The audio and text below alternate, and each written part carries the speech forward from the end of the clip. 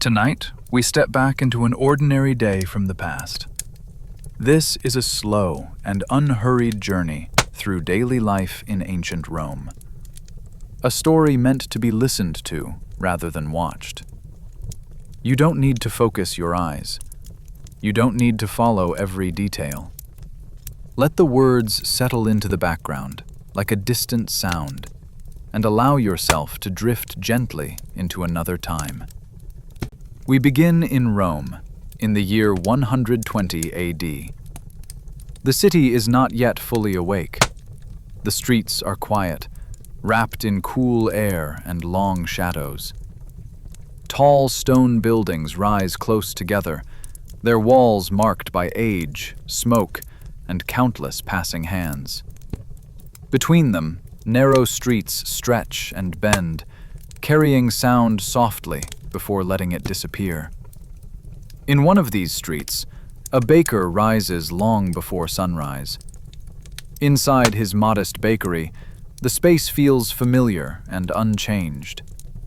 Stone walls, wooden shelves, simple tools, all shaped by years of repeated use.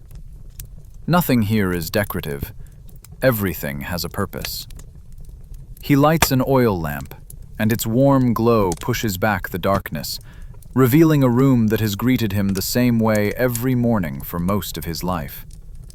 He dresses in simple clothing and ties a worn apron around his waist. Outside, the city still sleeps, but inside, the day has already begun. The oven must be prepared first. Wood is stacked carefully. Sparks catch. A small flame grows into a steady fire. The sound is soft but constant, filling the space with quiet life. Warmth begins to spread, settling into the stone, the air, and the baker's hands. Flour is poured onto a wide wooden table. Water follows, then salt, added by instinct rather than measurement. His hands press, fold, and turn the dough in a slow, practiced rhythm. This movement requires no thought. It lives in his muscles, shaped by repetition over years and decades. As the dough comes together, the sky outside begins to change. A faint light appears above the rooftops. Somewhere nearby, a door opens. Footsteps echo briefly against stone, then fade. A cart rattles in the distance. Rome is waking, not all at once, but piece by piece. The oven is ready. The baker shapes the loaves carefully, placing each one aside before sliding them into the heat. The fire breathes. Heat radiates outward. The scent of baking bread begins to rise, warm and familiar. It fills the room and drifts toward the street, mixing with smoke, dust, and early morning air. Soon, the first loaves emerge. Their crusts are firm and golden. Steam rises gently as they are placed near the doorway. Without a word, the bakery announces itself to the street. The first customers arrive quietly. Laborers on their way to work. A neighbor carrying a basket.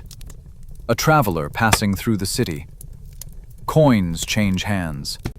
Bread is wrapped, passed over, and taken away. Conversation is minimal.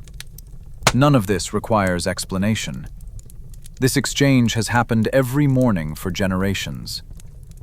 As the morning continues, the rhythm of the day settles in. The oven breathes. Wood shifts and cracks softly. The baker moves between table and fire with calm precision. Outside, the street grows busier. Voices overlap. Footsteps multiply. The city forms itself around these small, repeated actions. There is comfort in the routine. Nothing unexpected happens. Nothing remarkable interrupts the flow. The baker does not think about history or legacy. He thinks about the oven, the dough, the next loaf. As the rush fades, the pace slows. There is time now.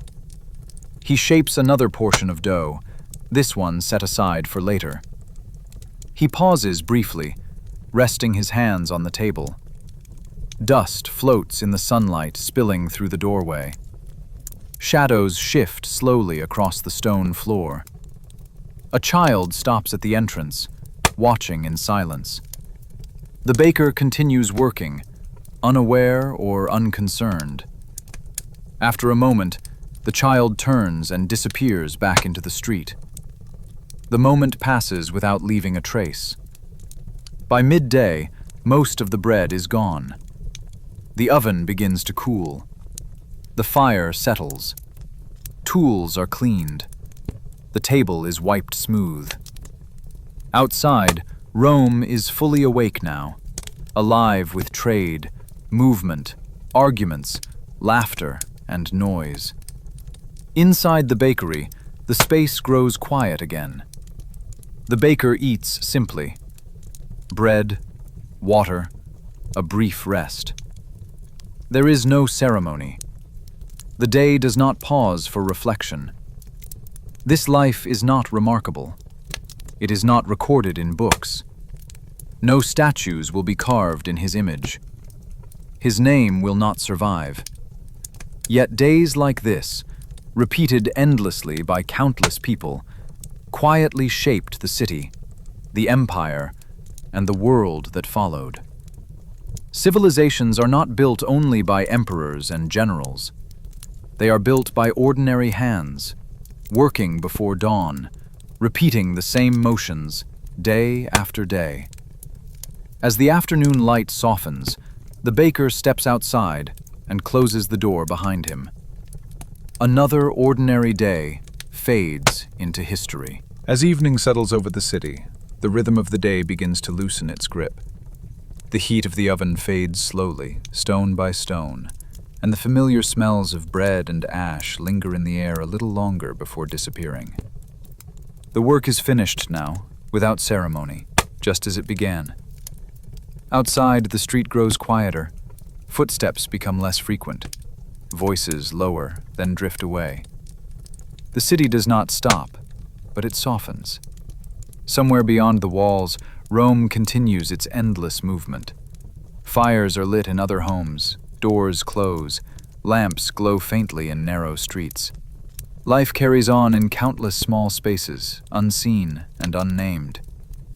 Days like this pass without notice. They are not recorded, not celebrated, and rarely remembered.